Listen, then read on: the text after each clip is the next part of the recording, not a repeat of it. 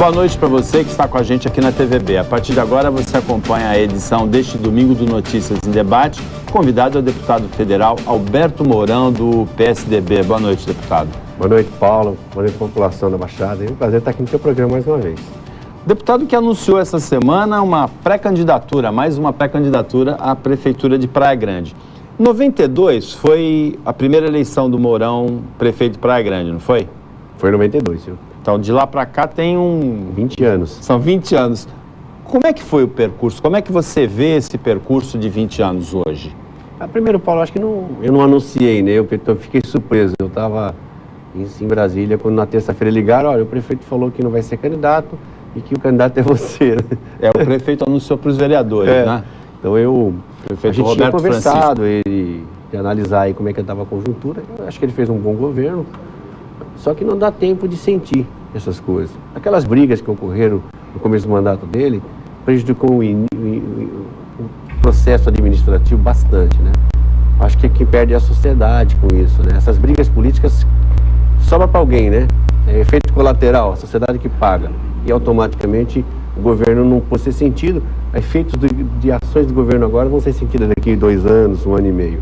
Não dá tempo a sociedade refletir. Foi aquele questionamento judicial relativo à eleição do Roberto Francisco, né? Feito pelo candidato derrotado Alexandre Cunha. Isso. Então eu vejo que essa foi a atitude talvez que ele tenha tomado. Ele ficou muito magoado com aquilo, ele sentiu realmente...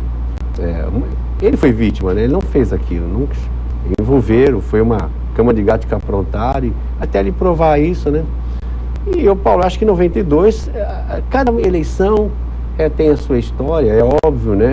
Tem um momento diferenciado da economia nacional, mundial. Hoje, mais 20 anos depois, Paulo, as influências, o mundo se globalizou numa violência muito grande, numa velocidade muito grande. Então, o mundo de hoje, não é, em termos de globalização, é N vezes mais do que era em 92, né? Tanto é que eu me lembro que em 92, volta de 93, 94, nós inauguramos uma loja para vender telefone celular no Boqueirão. E o telefone celular pesava quase 1 quilo, né? Uma bateria que não sei o que, tinha que andar no carro a bateria.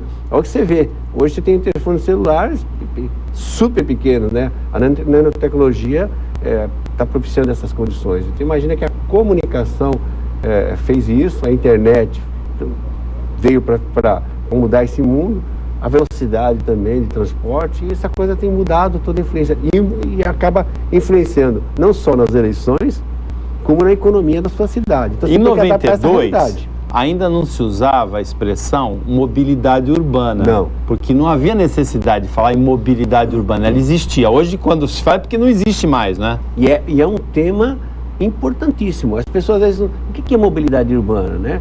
É como as pessoas circulam dentro da sua cidade ou de uma região. Você vê que as reclamações para sair da nossa cidade para chegar em São Vicente ou Santos, a dificuldade é ou vice-versa. Tem muita gente da cidade de Santos que tem pequenos comércios ao longo do litoral sul e ele leva horas e horas para chegar lá, para depois voltar.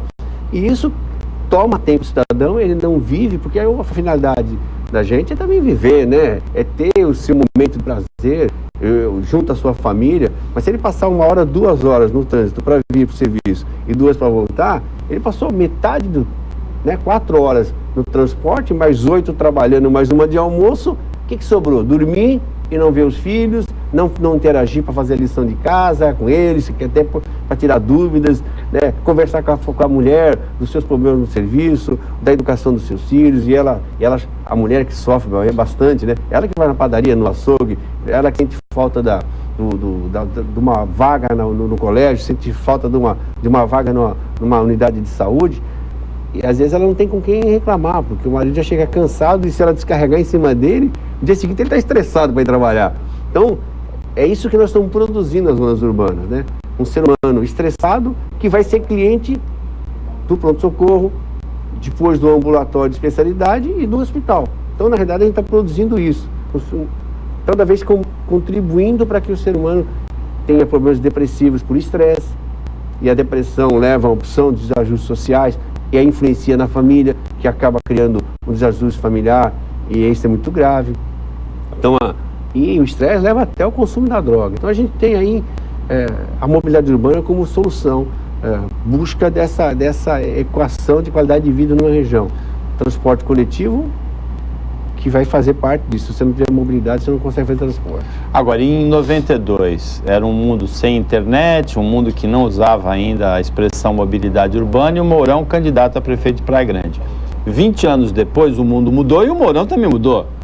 Tem 2 eleições para deputado federal, aí no meio tem 3 mandatos de prefeito no meio, não é? Obrigatoriamente, o homem público tem que se atualizar. Todo ser humano tem. Eu, desde o começo, sempre falei isso. Eu vou dar um exemplo para você, Paulo. Na época da borracha, quando a extração de borracha era muito forte no Amazonas, nós tivemos uma cidade que tinha uma infraestrutura invejável ao longo do rio Amazonas. Foi uma cidade exemplar, tinha hospital, faculdade, tinha de tudo, Paulo. Uma cidade fantástica. Ela foi feita efetivamente em volta daquela economia forte que era a economia da borracha, né? Aí veio o sintético. E a cidade sucumbiu. Hoje ela só tem mato lá. É a cidade que naquele gibizinho do fantasma, que tem aquela... A cidade igual aquela. Acabou a cidade. Uma cidade que era pujante. Por quê? Os governantes daquela cidade e os formadores de opinião, a atividade econômica, tinham que perceber que ao longo do tempo estavam descobrindo novas tecnologias que iam interferir na sua atividade local, na matriz econômica da sua cidade. O ciclo da seringueira ia desaparecer. Ia desaparecer. E que ele tinha que mudar a matriz econômica. Primeiro, uma cidade calcada numa monoeconomia, só podia acabar do jeito que acabou. Depois, falta de pensamento, de olhar ao longo de um horizonte mais longo e estar interagindo com as mudanças tecnológicas, não fez com que os governantes daquela cidade mudassem o rumo, né? Lógico, junto com a sociedade. Ele é meramente o cara que mapeia essa situação. Eu acho que essa é a função nossa de homem público.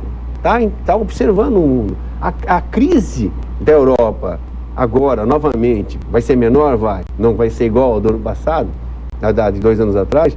Já pegou a China e a China já pegou todo mundo. Nós estamos vendo o que está acontecendo no Brasil. Uma desaceleração da economia. Nós tivemos 4% de crescimento econômico, vamos ter 2,5% esse ano. Mas por quê? Mas não é porque nós queremos aqui, é porque lá está acontecendo algo. Naquele ano da marolinha, o Brasil cresceu 0 ou menos 0,2%, né? Diminuiu um pouquinho o PIB. Mas a previsão, é isso que o pessoal não lembra, era de 7% naquele ano. Quer dizer que, na verdade, foi um tombo grande. Foi nada de marolinha, né? Não. Aquele negócio, para dar um exemplo que talvez fique um pouco mais também, clarear mais, quando eu estava saindo da prefeitura, esse último mandato meu, no começo dele não se falava em pré-sal. 2 anos depois, estoura o pré-sal, a descoberta do pré-sal. Muda o quadro econômico no estado, com a bacia a bacia de Santos vai do Rio de Janeiro até o Paraná, muda todo, até Santa Catarina, muda toda essa situação e começa a vir aqui um boom de desenvolvimento para partir da implantação da infraestrutura necessária à exploração da economia do pré-sal. Isto interfere nos municípios regionais.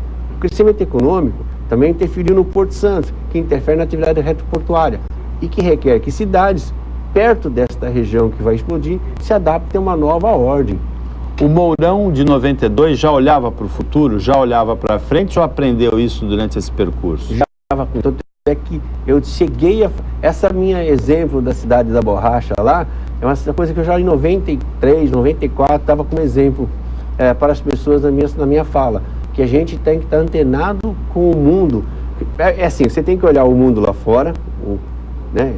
Tem que olhar o Brasil, tem que olhar o estado, aí a sua região, e ver aonde você se encaixa e que parte ele cabe nesse processo econômico mundial. Hoje não dá para você analisar somente a sua cidade. Você não vai a lugar nenhum.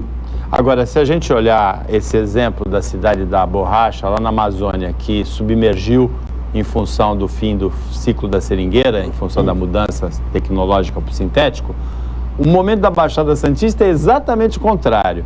A Baixada Santista tem uma estrutura econômica mais ou menos consolidada em volta do turismo, em volta do porto, e de repente vem o pré-sal. É completamente diferente do da seringueira, né? O oposto, na verdade. Eu defendo a questão do pré-sal A gente tem que discutir preço da produção do barril no Brasil. A gente tem ainda uma produção energética muito cara. O custo da energia no Brasil é caro e automaticamente o setor produtivo produz mais caro e não compete em igualdade de condições com o mercado internacional. A gente tem que melhorar o custo dos nossos insumos, que a indústria precisa, principalmente energia elétrica e petróleo. A gente precisa melhorar a nossa infraestrutura, que está muito cara. Nós gastamos o dobro de infra para produzir e automaticamente competimos de forma desigual com o mercado internacional. E a gente precisa melhorar a nossa carga tributária, equacionar ela. A gente precisa continuar arrecadando de forma mais igualitária, sem onerar a produção, para criar mais emprego no país.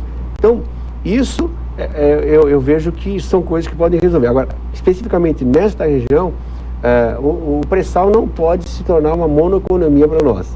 Não queremos que essa cidade da borracha seja a baixada da borracha, né? A gente sabe... A baixada do petróleo daqui a 30 anos. Daqui a 30 anos. Ela tem que revitalizar para uma nova ordem essa questão do turismo na região. A gente quiser manter mais de uma forma mais moderna a questão do turismo. Mas é só veraneio. Este veraneio com qualidade também pode ser útil para nós. Então a gente precisa saber como reorganizar e reciclar esse pensamento. Nós temos que manter essa matriz portuária funcionando e alargando ela para você ter uma continuidade ao longo de um período longo de 100 anos.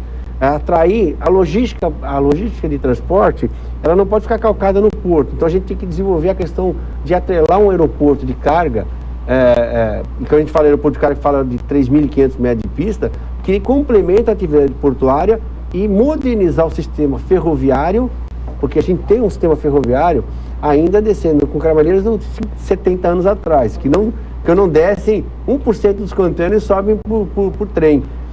Para que a gente crie velocidade na entrada e saída da mercadoria por este porto, que pode ampliar a atividade retroportuária ao longo de São Vicente, Mongaguá, Itaém, Peruíbe e Praia Grande. Então, a gente precisa rediscutir essas questões aqui.